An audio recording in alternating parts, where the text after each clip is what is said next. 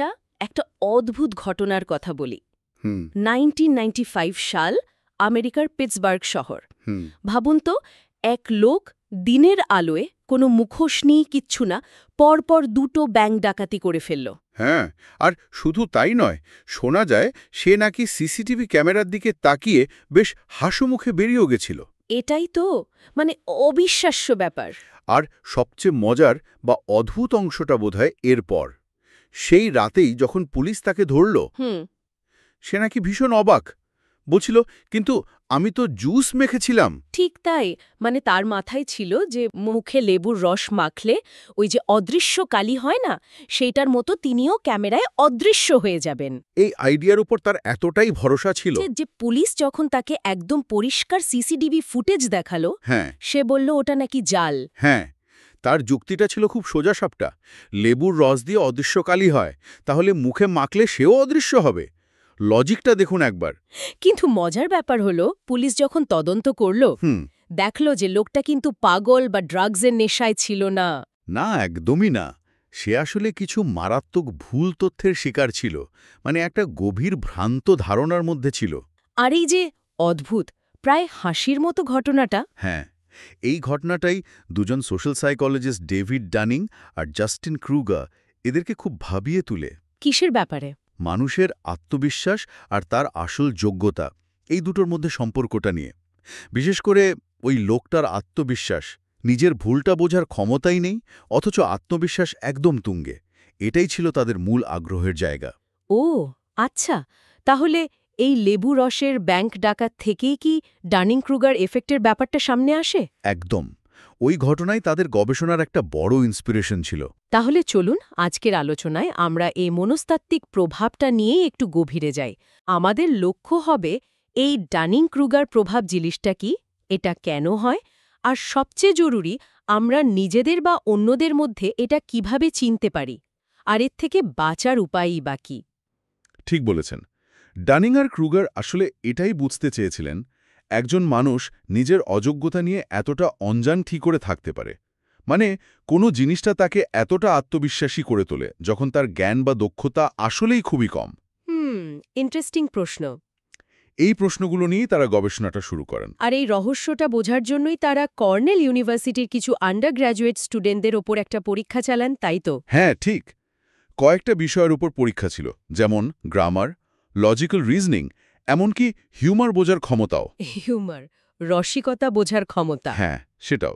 পরীক্ষা শেষে প্রত্যেককে জিজ্ঞেস করা হলো দুটো জিনিস অনুমান করতে। এক, তাদের নিজেদের পারফরমেন্স কেমন হয়েছে, আর দুই, বাকিদের তুলনায় তারা কোথায় দাঁড়িয়ে আছে, মানে তাদের র্যাঙ্ক কত হতে পারে। আচ্ছা, আর রেজাল্টে কি দেখা গেল? এখানেই আসল চমকটা। ডানিং আর ক্রুগার দেখলেন, যারা পরীক্ষার সবচেয়ে খারাপ করেছে, মানে যাদের স্কোর সবথেকে কম, তারাই নিজেদের পারফরমেন্সকে সবচেয়ে বেশি ভালো বলে মনে করেছে। শুধু তাই না, তারা ভেবেছে তাদের র্যাঙ্ক হবে প্রায় 68% বা তারও বেশি। কি বলছেন? অথচ বাস্তবে? বাস্তবে তাদের স্কোর ছিল একদম নিচের দিকে, ধরুন প্রায় 12%। তার মানে তারা যে শুধু কম পারদর্শী ছিল তাই নয়, তারা যে কতটা কম পারদর্শী সে সম্পর্কেও তাদের কোনো ধারণাই ছিল না। ঠিক ধরেছেন। তাদের ওই অদক্ষতাই যেন তাদের নিজেদের অদক্ষতা বুঝতে দিচ্ছিল না। এটাই হলো ডানিং ক্রুগার প্রভাবের একেবারে মূল কথা। কিন্তু যারা ভালো করেছিল তাদের ক্ষেত্রে? তাদের ক্ষেত্রে আবার অন্যরকম একটা ব্যাপার দেখা গেল। যারা টপ স্কোরার ছিল, মানে যারা সত্যিই দক্ষ ছিল, হ্যাঁ, তারা নিজেদের ক্ষমতা সম্পর্কে মোটামুটি ঠিকঠাক ধারণা রাখলেও অন্যদের তুলনায় নিজেদের র্যাঙ্কটা একটু কম করে দেখছিল। কেন?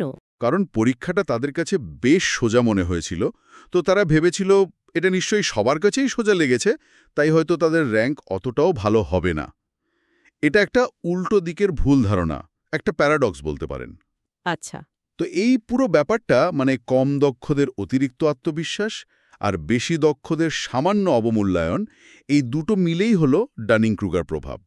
তাহলে সহজ কথায় বললে, যখন কারো জ্ঞান বা দক্ষতা কম, তখন সেই কম জ্ঞানটাই তাকে বুঝতে দেয় না যে সে কতটা কম জানে, ফলে সে নিজেকে অনেক বেশি যোগ্য মনে করে।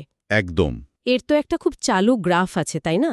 যেখানে দেখায় যে শুরুতে জ্ঞান কম থাকলে আত্মবিশ্বাসটা থাকে একদম উঁচুতে, হ্যাঁ হ্যাঁ, ওই গ্রাফটা। তারপর যেই জ্ঞান বাড়তে শুরু করে আত্মবিশ্বাসটা ধপ করে নিচে নেমে যায়, ওই যেটাকে বলে ভ্যালি অফ ডেসপেয়ার বা হতাশার খাদ। ঠিক। আর তারপর যখন দক্ষতা সত্যিই বাড়ে তখন আত্মবিশ্বাস আবার ধীরে ধীরে ওঠে, তবে সেটা হয় একটা সত্যিকারের আত্মবিশ্বাস। তো একটুখানি জেনে অমছন আত্মবিশ্বাস, ওটা আসলে খুব ঠুনকো। যেই মানুষটা ওই বিষয়ে আরও গভীরে ঢোকে, বুঝতে পারে বিষয়টা কত বড়, কত জটিল। তখনই ধাক্কাটা লাগে। হ্যাঁ, তখনই ওই আকাশ ছোঁয়া আত্মবিশ্বাসটা কমে আসে।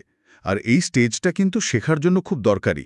তারপর যখন সে যথেষ্ট জ্ঞান অভিজ্ঞতা অর্জন করে, তখন আবার আত্মবিশ্বাস বাড়ে, কিন্তু সেটা হয় যুক্তিসম্মত আত্মবিশ্বাস, আগের মতো অজ্ঞতা থেকে আসা নয়। আর এটা যে শুধু লেখাপড়ার জগতেই হয় তা তো নয়, আমাদের চারপাশেও তো এমন উদাহরণ দেখি। অবশ্যই, অজস্র। যেমন ধরুন, ওই যে টিভিতে রিয়ালিটি শো হয় না, ট্যালেন্ট হান্ট, গানের বা নাচের। প্রায় দেখি কিছু প্রতিযোগী হয়তো তেমন ভালো গাইতে বা নাচতে পারেন না, কিন্তু তারা স্টেজে পারফর্ম করার পর যখন বিচারকরা বলেন যে ভালো হয়নি, তারা ভীষণ অবাক হয়ে যান, হতাশ হন। হ্যাঁ, কারণ তারা মনে প্রাণে বিশ্বাস করতেন যে তারা দারুণ গেয়েছেন বা নেচেছেন। তাদের ধারণা আর বাস্তবের মধ্যে আকাশ পাতাল তফাত। একদম। এটা আসলে মানুষের আরও একটা সাধারণ প্রবণতার সাথে জুড়ে আছে। সেটাকে বলে বেটার দ্যান অ্যাভারেজ ইফেক্ট বা গড়ের চেয়ে ভালো প্রভাব। সেটা কি রকম? মানে বেশিরভাগ মানুষই নিজেকে নানা বিষয়ে গড়ের থেকে একটু ভালো মনে করে। যেমন ধরুন, সার্ভেতে দেখা গেছে প্রায় 88% ড্রাইভার মনে করে তারা অন্যদের চেয়ে ভালো গাড়ি চালায়। হাহা, তাই নাকি? হ্যাঁ, এমনকি বয়স্ক ড্রাইভাররাও, যাদের রিঅ্যাকশন টাইম হয়তো কমে গেছে, তারাও নিজেদের সেরা চালকদের মধ্যেই ফেলেন। আরও শুনুন, প্রায় 94% ইউনিভার্সিটি প্রফেসর মনে করেন তারা তাদের কলিগদের চেয়ে ভালো পড়ান বা ভালো কাজ করেন। এটা তো অঙ্কের নিয়মকেই হার মানিয়ে দিচ্ছে। সবাই যদি গড়ের চেয়ে ভালো হয়, তাহলে গড়টা কোথায়? ঠিক, এখানেই তো মজা। আর ডানিং-ক্রুগার এফেক্ট এই বেটার দ্যান অ্যাভারেজ ব্যাপারটাকে আরও একটু ব্যাখ্যা করে। এটা শুধু বলে না যে আমরা নিজেদের ভালো ভাবি, বরং বলে কেন কম যোগ্যরা এটা বেশি করে ভাবে। হ্যাঁ, এবং কেন তারা নিজেদের ভুলটা ধরতে পারে না। ওই যে বললাম, যোগ্যতার অভাবটাই তাদের মেটাকগনিটিভ স্কিল, মানে নিজেকে বোঝার ক্ষমতাটা কমিয়ে দেয়, ফলে তারা বুঝতেই পারে না যে তাদের ধারণাটা ভুল। মানে ধরুন, অফিসের মিটিংয়ে বা অনলাইন গ্রুপে কেউ হয়তো খুব জোর গলায় একটা কথা বলছে, অথচ যুক্তিতে তেমন জোর নেই। সেটাও অনেক সময় এই এফেক্টের উদাহরণ হতে পারে। তার আত্মবিশ্বাসটা আসছে জ্ঞান থেকে নয়, বরং জ্ঞানের অভাব থেকে। কিন্তু আসল প্রশ্নটা হলো কেন? কেন এমন হয়? কেন কম জানলে আত্মবিশ্বাস বেড়ে যায়? ওই ভিডিওটায় একটা উদাহরণ ছিল না, মাইক বলে একজন ফটোগ্রাফারের? হ্যাঁ হ্যাঁ, খুব সুন্দর উপমা ওটা। ধরুন, মাইক একজন শখের ফটোগ্রাফার। সে ফটোগ্রাফি নিয়ে যা জানে সেটাকে একটা ছোট বাক্সা দিয়ে বোঝানো যাক। আচ্ছা। আর মাইক নিজে ভাবে ফটোগ্রাফির পুরো জগৎটাই হয়তো ওই বাক্সটার সমান বা তার চেয়ে সামান্য একটু বড়। তো সে যখন নিজের জানা অংশ, ছোট বাক্স, আর তার কল্পনার পুরো জগৎ, ছোট ক্ষেত্র, তুলনা করে, তখন তার মনে হয়, আরে আমি তো প্রায় সবই জানি, 90% তো আমার জানাই। একদম। আর সে হয়ে ওঠে সাংঘাতিক আত্মবিশ্বাসী। কিন্তু আসল সমস্যাটা হচ্ছে, আসল সমস্যাটা হলো, মাইক জানেই না যে ফটোগ্রাফির জগৎটা আসলে কত বিশাল, কত গভীর, তার জানার বাইরে যে কত টেকনিক, কত জ্ঞান, কত কিছু, মানে একটা বিরাট ধূসর বা অজানা অংশ পড়ে আছে, সেটার কোনো ধারণাই তার নেই। তার মানে নিজের জ্ঞানের অভাবটাই তাকে তার অজ্ঞতার বিশালতা বুঝতে দিচ্ছে না। ঠিক তাই। এবার এর পাশে একজন প্রফেশনাল ফটোগ্রাফারকে রাখুন, যিনি অনেক বছর ধরে কাজ করছেন, অনেক শিখেছেন। তার জ্ঞানের পরিধি মাইকের চেয়ে অনেক বড়, একটা বড় বাক্স। কিন্তু একই সাথে তিনি এটাও খুব ভালো করে জানেন যে ফটোগ্রাফির জগৎটা আরও অনেক অনেক বড়, একটা বিশাল ক্ষেত্র। তিনি বোঝেন যে তার জানার বাইরে এখনও অনেক কিছু আছে। ওই বিশাল অজানা অংশটা সম্পর্কে তিনি সচেতন। তাই তিনি হয়তো ভাবেন, আমি এই বিশাল জগতের হয়তো 70% জানি। ঠিক, যেখানে মাইক ভাবছে সে 90% জানে। বোঝা গেল, মাইক যা জানে না সেটা যে সে জানে না, এই ব্যাপারটা সম্পর্কেই সে অনজান। তাই তার আত্মবিশ্বাস তুঙ্গে। আর প্রফেশনাল তার জ্ঞান এবং অজ্ঞতা দুটো নিয়েই সচেতন, তাই তার আত্মবিশ্বাসটা বাস্তবসম্মত। কিন্তু এখানে প্রফেশনালদেরও কি অন্য একটা ভুল করার সম্ভাবনা থাকে? কি রকম? ওই যে প্যারাডক্সের দ্বিতীয় দিকটা। অভিজ্ঞরা, মানে যারা নিজেরা দক্ষ, তারা অনেক সময় উল্টো ভুলটা করেন। তারা অন্যদের জ্ঞান বা দক্ষতাকে বেশি ভেবে ফেলেন। মানে? ধরুন একজন অভিজ্ঞ ফটোগ্রাফার যখন মাইকের মতো কারোর সাথে কথা বলছেন যে কিনা কম জেনেও সাংঘাতিক আত্মবিশ্বাস দেখাচ্ছে, কারণ সে তো ভাবছে 90% জানে। তখন অভিজ্ঞ লোকটা কি ভাবেন? তিনি হয়তো নিজের 70% জ্ঞানকে কম ভাবতে শুরু করেন। তিনি ভাবেন, আরে আমি যেখানে 70% জানি সেখানে এই লোক এত কনফিডেন্স নিয়ে কথা বলছে, তার মানে সে নিশ্চয়ই আমার চেয়ে বেশি বা আমার মতোই জানে। ও আচ্ছা। দক্ষরা যেমন নিজেদের জ্ঞান বাড়ায়, দক্ষরা তেমনি অন্যের, বিশেষ করে আত্মবিশ্বাসী অন্যের জ্ঞান বাড়িয়ে দেখে ফেলতে পারে। তার মানে দাঁড়াচ্ছে আমরা সবাই কম বেশি জীবনের কোনো না কোনো সময় কোনো না কোনো বিষয়ে এই ডানিং ক্রুগার এফেক্টের শিকার হতে পারি। হয়তো কোনো বিষয়ে আমরা মাইকের মতো, আবার কোনো বিষয়ে ওই অভিজ্ঞ ফটোগ্রাফারের মতো। এটা তো বেশ জটিল। হ্যাঁ, এটা হতেই পারে। তাহলে এই ফাঁদ থেকে বেরোনোর উপায় কি? এর প্রভাব কমানো যায় কিভাবে? দেখুন, সবচেয়ে জরুরি উপায় হলো একটাই, কথা শেখা চালিয়ে যেতে হবে। কন্টিনিউয়াস লার্নিং, নিজেকে আপডেট রাখা, এর কোনো বিকল্প নেই। সক্রেটিসের ওই কথাটা, আমি জানি যে আমি কিছুই জানি না। ঠিক, এটাই জ্ঞানের প্রথম ধাপ। এখানেই তো আসল প্যারাডক্সটা। আপনি যত বেশি জানবেন, তত বেশি বুঝবেন যে আপনি আসলে কত কম জানেন। আপনার জ্ঞানের পরিধি বাড়ার সাথে সাথে আপনার অজ্ঞতার সীমানাও আপনার কাছে স্পষ্ট হবে। কিন্তু কেউ যদি অল্প জেনেই সন্তুষ্ট হয়ে যায়, সে তো বুঝতেই পারবে না যে জানার আরও কত কি বাকি। তার মানে জ্ঞান শুধু দক্ষতা বাড়ায় না, নিজেকে জানার ক্ষমতাও বাড়ায়। আত্মসচেতনতা যাকে বলে। একদম। ডানিং ক্রুগারের ওই পরীক্ষাতেও তো এটাই দেখা গেছিল, যে ছাত্ররা কম স্কোর করেছিল আর নিজেদের বেশি যোগ্য ভেবেছিল, হ্যাঁ, তাদের যখন ওই বিষয়ে একটু ট্রেনিং দেওয়া হলো, তারপর দেখা গেল তারা নিজেদের পারফরম্যান্স নিয়ে আগের চেয়ে অনেক বেশি রিয়েলিস্টিক ধারণা করতে পারছে। মানে একটু জ্ঞান বাড়াতেই তাদের সেলফ অ্যাসেসমেন্ট বা আত্মমূল্যায়নের ক্ষমতা বেড়ে গেল। তাহলে কয়েকটা জিনিস জরুরি। হ্যাঁ, প্রথমত ফিডব্যাকের জন্য তৈরি থাকা।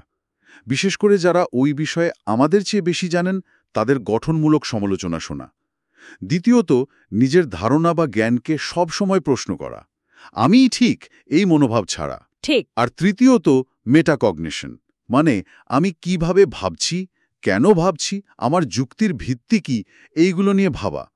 নিজের চিন্তার প্রক্রিয়াটাকেই বিশ্লেষণ করা। এই বিষয়গুলো মনে রাখাটা সত্যি খুব দরকারি।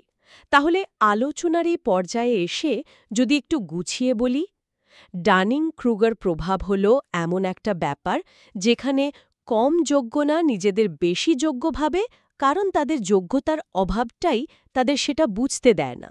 আর অন্যদিকে বেশি যোগ্যরা অনেক সময় নিজেদের একটু কম যোগ্য ভাবতে পারে, কারণ তারা ভাবে কাজটা সবার কাছেই সহজ। এই প্রভাবটা বোঝা কেন জরুরি? এটা আমাদের নিজেদের মূল্যায়নকে আরও বাস্তবসম্মত করতে সাহায্য করে। যখনই কোনো বিষয়ে খুব বেশি আত্মবিশ্বাস আসবে, একটু থামা দরকার, নিজেকে প্রশ্ন করা দরকার, আমি কি সত্যি গভীরে গেছি নাকি শুধু ওপর ওপর জেনেই লাফাচ্ছি। ঠিক। আবার যখন অন্য কাউকে দেখব প্রচণ্ড আত্মবিশ্বাসী, তখন তার কথাটাকেই বেদবাক্য না ভেবে তার যুক্তির গভীরতাটা একটু যাচাই করার মানসিকতা তৈরি হয়। এটা আমাদের বিনয়ী রাখে আর শেখার আগ্রহটাকেও বাঁচিয়ে রাখে। একদম। নিজের উন্নতিতেও সাহায্য করে, আবার অন্যদের সাথে কথা বলতেও সুবিধে হয়। কারো আত্মবিশ্বাসের কারণটা বুঝতে পারলে আলোচনাটাও ভালো হয়। তাহলে মোদ্দা কথা হলো, জ্ঞান আর অভিজ্ঞতার সাথে সাথে আমাদের আত্মসচেতনতা বাড়ে আর আমরা নিজেদের যোগ্যতা নিয়ে আরও সঠিক ধারণা পাই। কিন্তু এখানে একটা প্রশ্ন কিন্তু থেকেই যায়। কি রকম প্রশ্ন? দেখুন, আমরা তো বললাম যে জ্ঞান বাড়লে আমরা বুঝি যে আমরা কতটা কম জানি, কিন্তু আসল সমস্যাটা তো হলো আননোন আননোনস। মানে আমরা যা জানি না, সেটা যে জানি না, এই ব্যাপারটাই আমরা জানি না। হ্যাঁ, এটা একটা সমস্যা। তাহলে প্রশ্নটা হলো, কেউ যখন নতুন কিছু শিখতে শুরু করছে, যখন সে হয়তো ওই ডানিং ক্রুগার কার্ভের একদম চূড়োয় বসে আছে, মানে জ্ঞান কম কিন্তু আত্মবিশ্বাস তুঙ্গে, তখন সে বুঝবে কি করে যে সে এই প্রভাবের শিকার? সে নিজের অবস্থানটা মাপবে কি দিয়ে, যখন তার মাপার যন্ত্রটাই হয়তো ঠিকঠাক কাজ করছে না? এটা সত্যি একটা বড় চ্যালেঞ্জ আর ভাবনার বিষয়ও বটে।